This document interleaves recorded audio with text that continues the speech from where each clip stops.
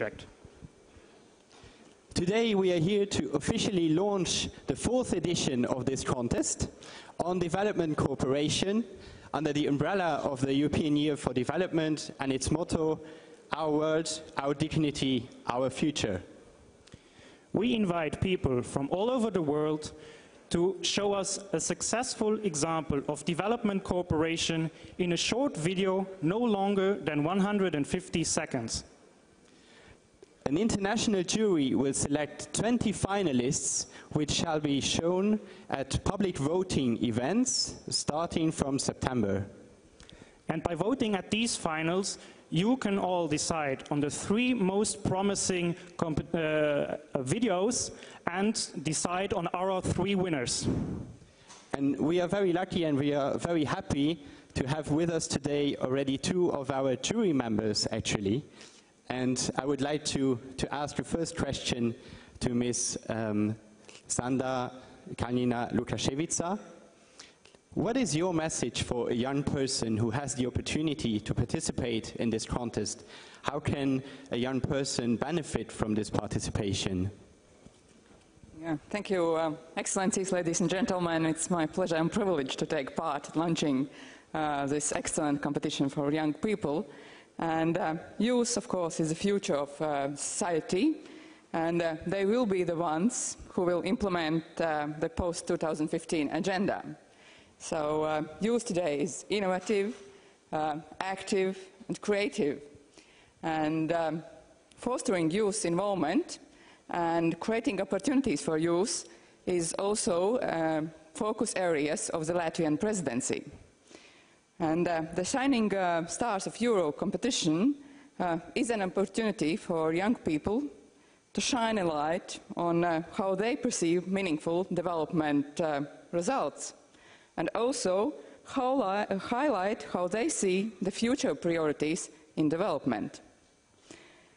And it is also a chance to show how they, as individuals, have fostered sustainable development, because each individual can take and make a chance and make a positive contribution to development. So I do hope a lot of young people will take part at this competition. Thank you very much, Paldies. That is very encouraging to hear. So, Roman Schneider, what do you think young people should consider when trying to show a successful example of development cooperation? Yes, I think when we see on the slogan, our world, our dignity, our future, this of the during the European Year for Development, I think that the last part, the future, the young generation is our future. And by thinking so, I think the question is, how can we involve them, how can they contribute with a lot of actions to shape for a better world?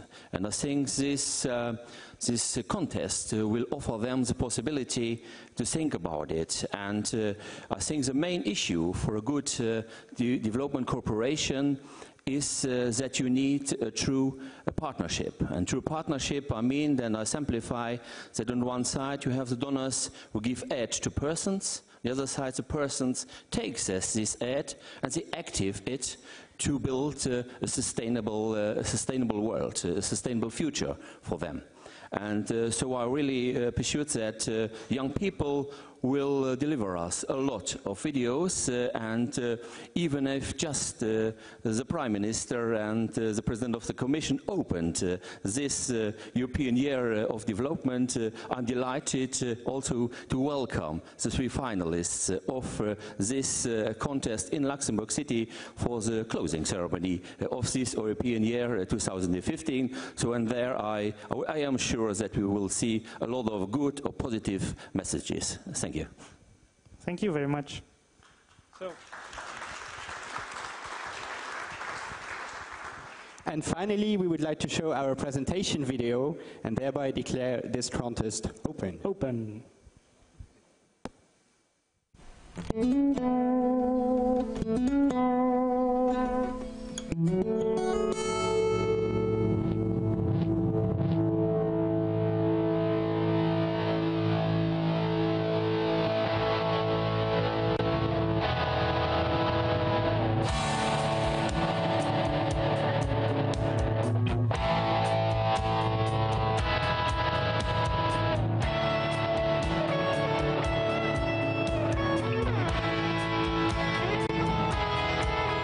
globalized world is entering a new stage. Increasing interdependence bears a need for stronger cooperation between countries, societies, organizations, and private actors. Together, we can support the economic, environmental, social, and political development of those societies which are in greatest need. What is more, development cooperation can benefit all partners involved. In your video, show us an existing example of development cooperation or your own innovative idea which fosters our sense of joint responsibility and solidarity. Lead the way into a new era of development cooperation. In your short video clip, show us a successful example of development cooperation or how you personally contribute to its success. Win €1,000 in cash plus €1,000 to travel and present your movie to an international audience. You can team up with a partner organization and make a documentary on one of their development cooperation projects. Or you can simply show us your own idea for a future development cooperation project. Everybody is invited to participate. Help us to shape our world, our dignity, and our future. Participate at shiningstarsofeurope.eu.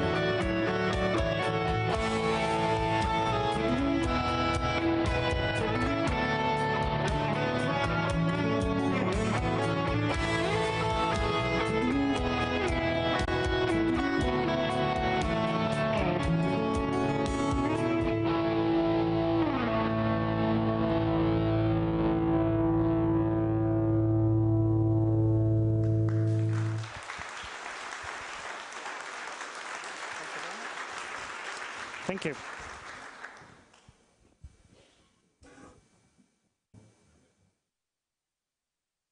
Thank you for this very interesting video and for this project. Our next presentation is by two Latvians who are putting together the launch for a motorcycle expedition, 2 wheels, 2 capes. If I could invite these presenters on stage. Paul Stimrots, is he here? No? No? Ah, there we go.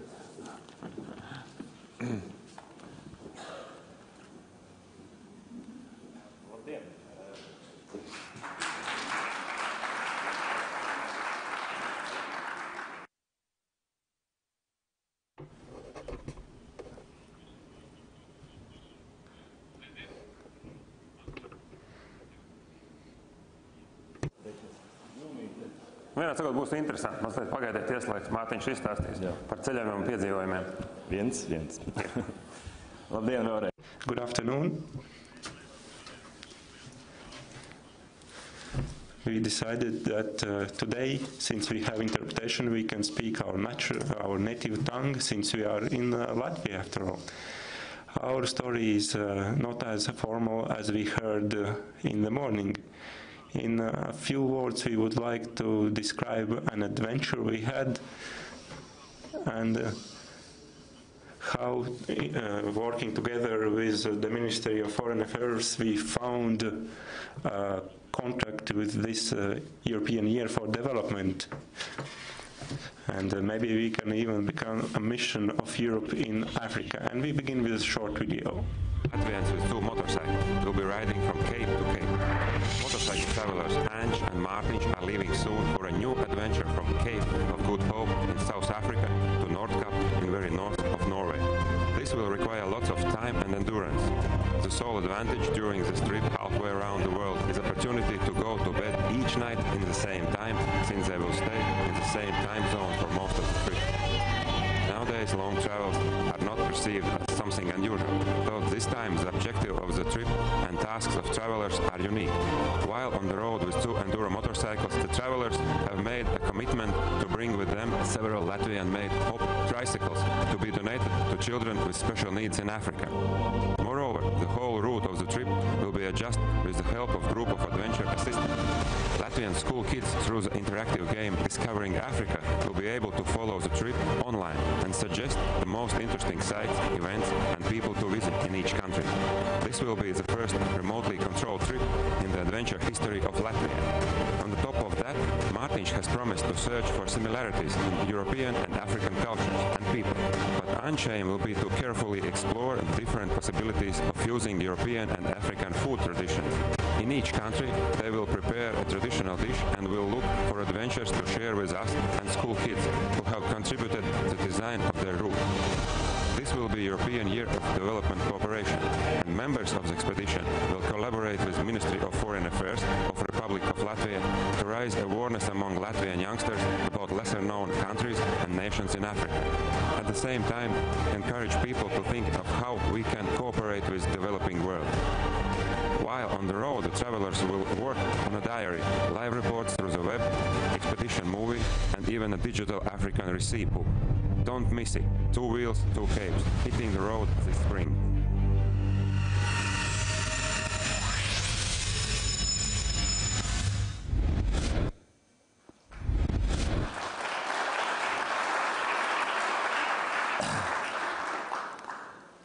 Mazliet ieskicējot.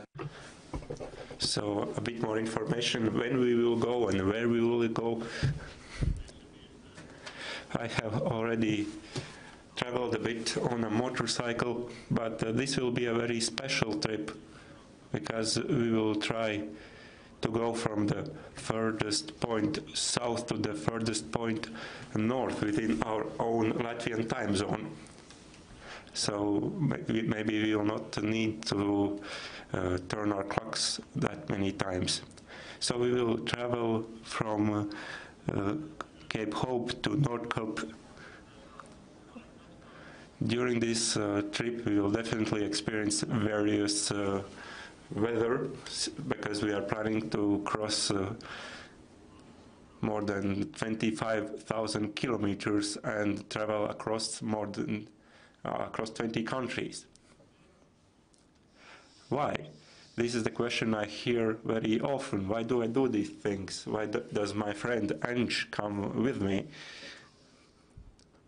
The most important drive for us is curiosity to explore the world so that we have stories to tell our children, to tell our relatives here in Latvia and our citizens. This is our marvel of discovery. That is what propels us. In my previous adventures, I have experienced that the view we have here in Latvia and in Europe is burdened by stereotypes about other places. I have friends that ask me, why are you going there? You will be cooked and eaten in one of these African countries. And I think these are just superstitions. Even though my mother says sometimes you cannot cross Africa without encountering Ebola, we are determined to prove her wrong. And together with our media representatives, we hope to show this story to our countrymen.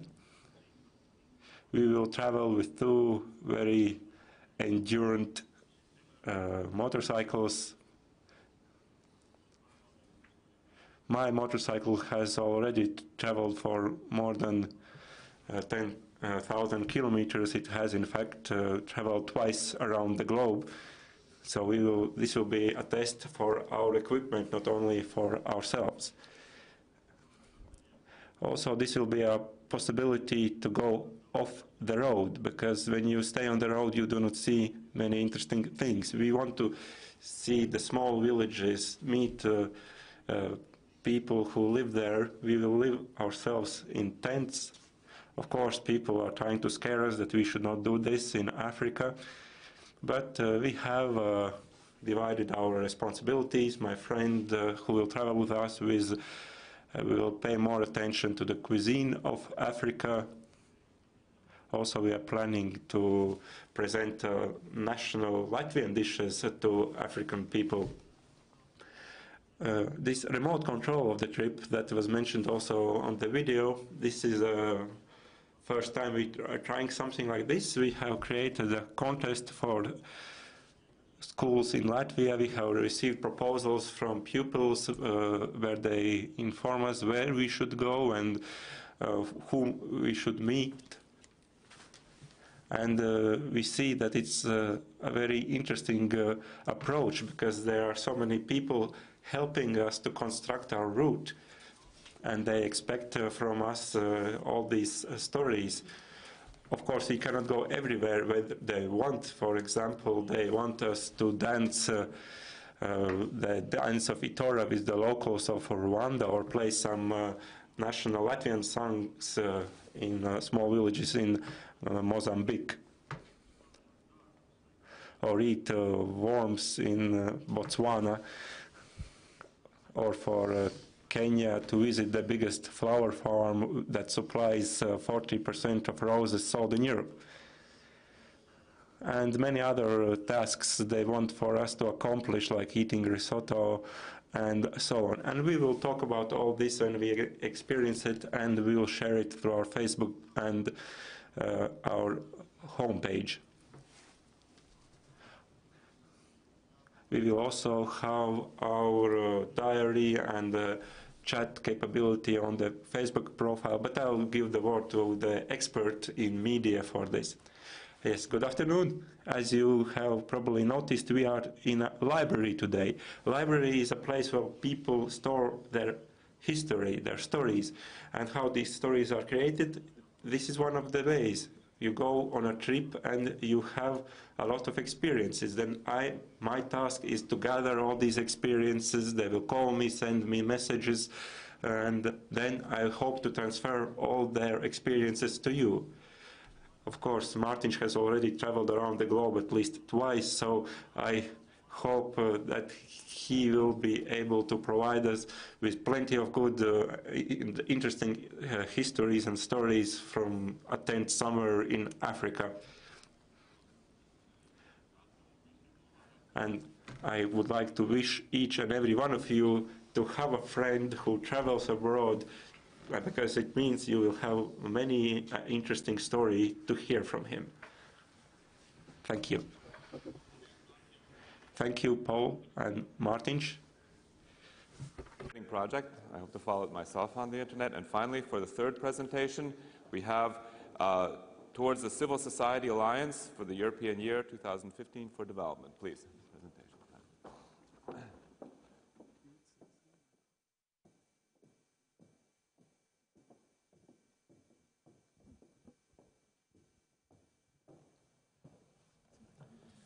Dear Excellencies, dear ladies and gentlemen, you have already listened to an impressive number of speakers today this morning.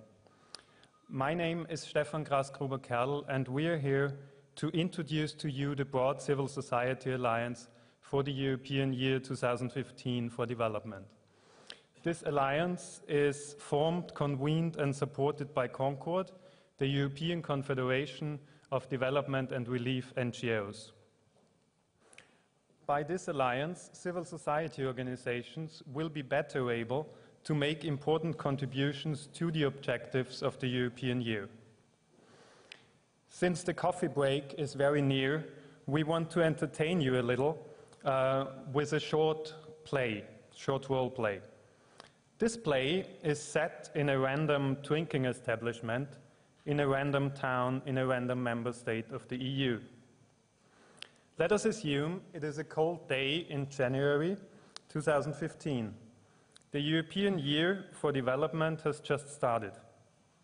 Two people who are involved in leading two important civil society initiatives, Ingo Ritz of Action 2015 and Ines Weiwerer for the European Year Civil Society Alliance, are having a serious conversation to plan and coordinate the actions that will take place under both initiatives. They happen to meet later Marius Wanders from the board of Concord, acting as the average Joe, embodying the average European citizen. Let us listen in for a while.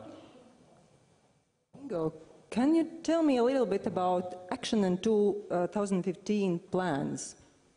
Yeah, as you know, as we have heard, also the 2015 is a very crucial year for global justice. So the post-2015 agenda will be decided in the COP21.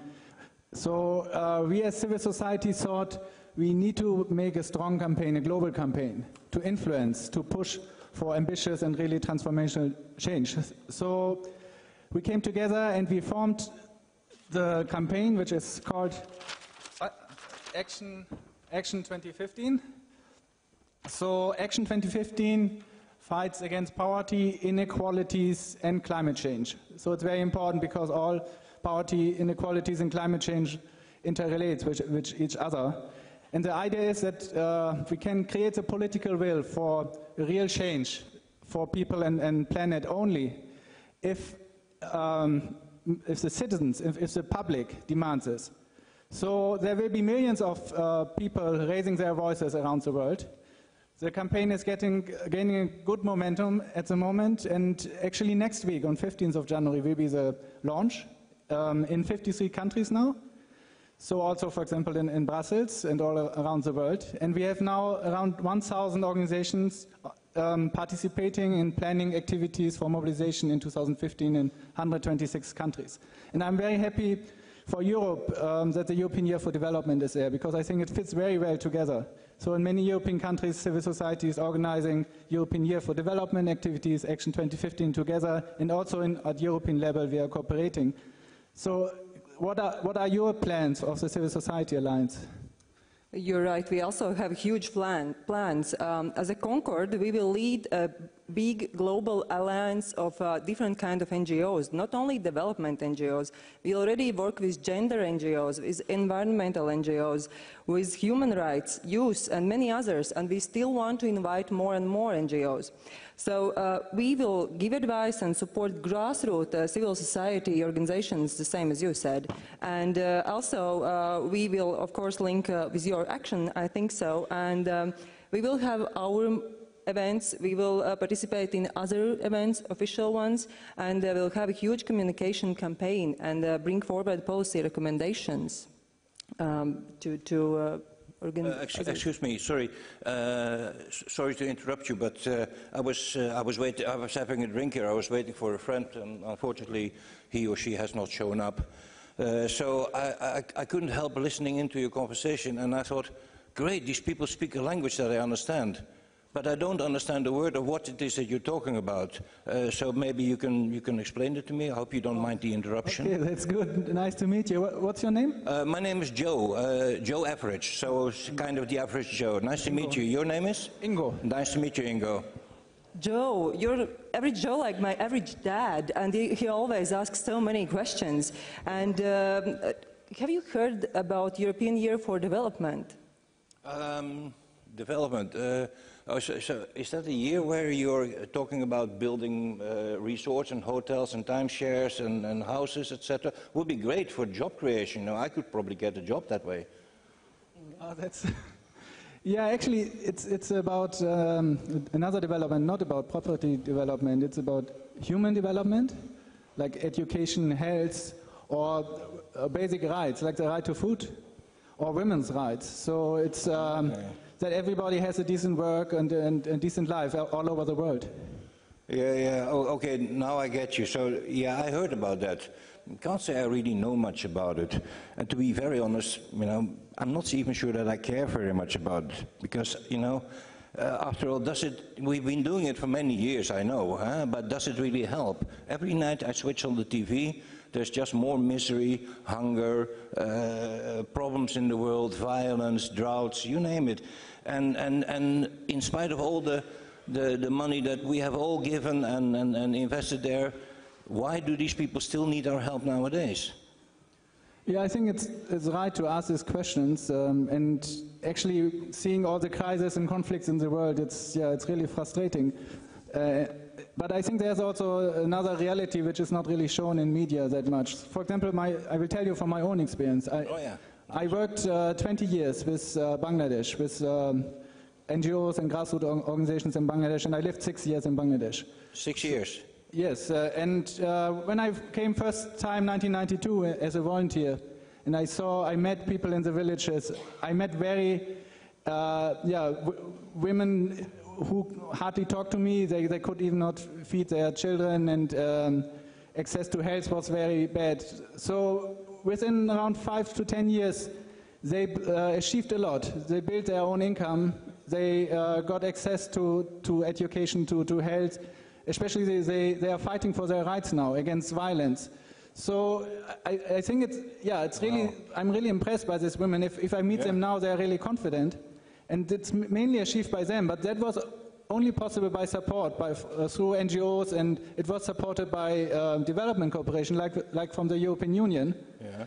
Of course, it's not everything is fine, but like in the 1990s, many people were not included, actually the poorest of the poor. Always we say to include the poorest of the poor, but like the disabled people or people with disabilities, female-headed households, indigenous people, they were often not included, and that was changed in the last 10 years.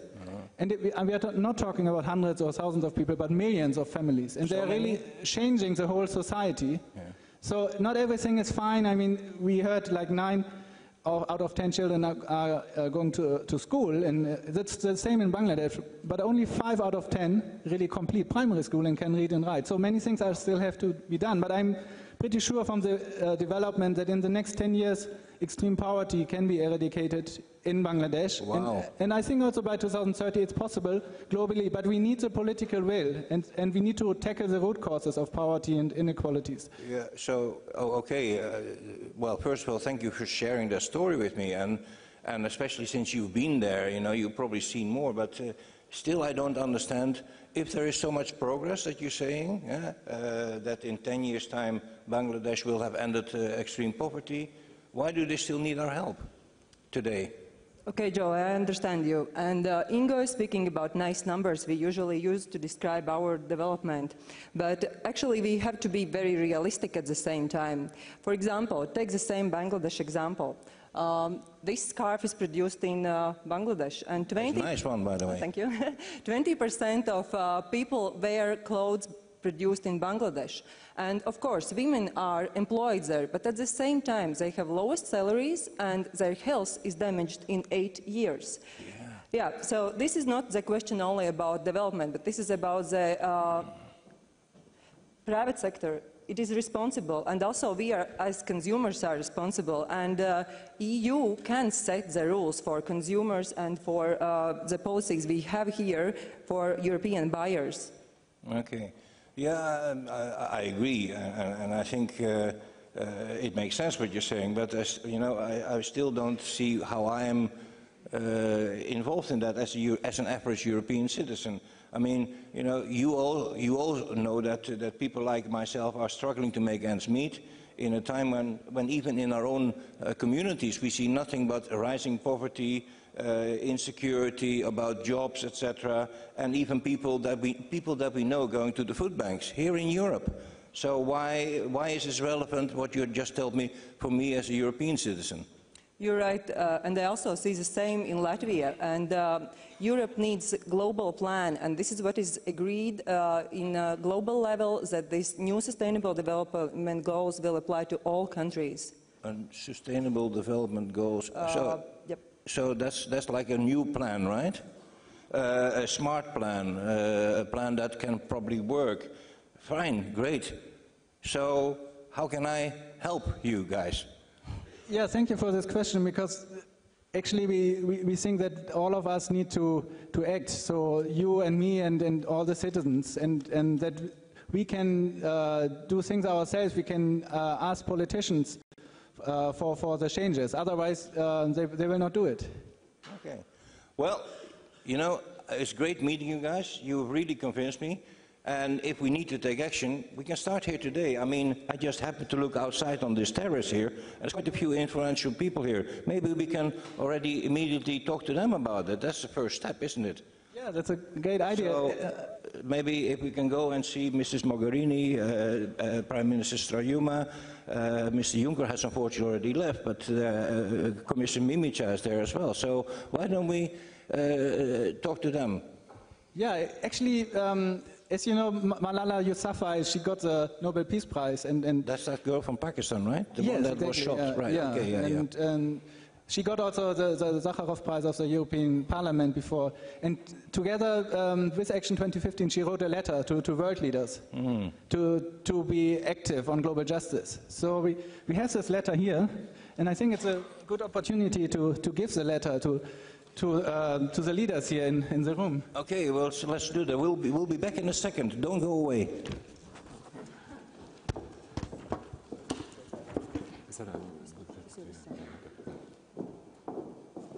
Okay. No, but you really have to finish up.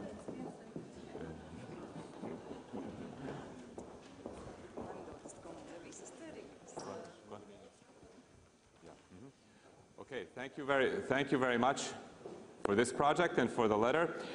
There's so much to say about these issues that we have run a little bit over time. But we now have time for a coffee break. Before that, there's going to be a family photo outside there. And then I would ask everybody to really drink your coffee very quickly, because and be back here at 12 o'clock, because there is a press conference here at 1, and we really can't change that. So we have to fit our schedule into that. So thank you very much for this session, and meet you back here at 12. Thank you very much.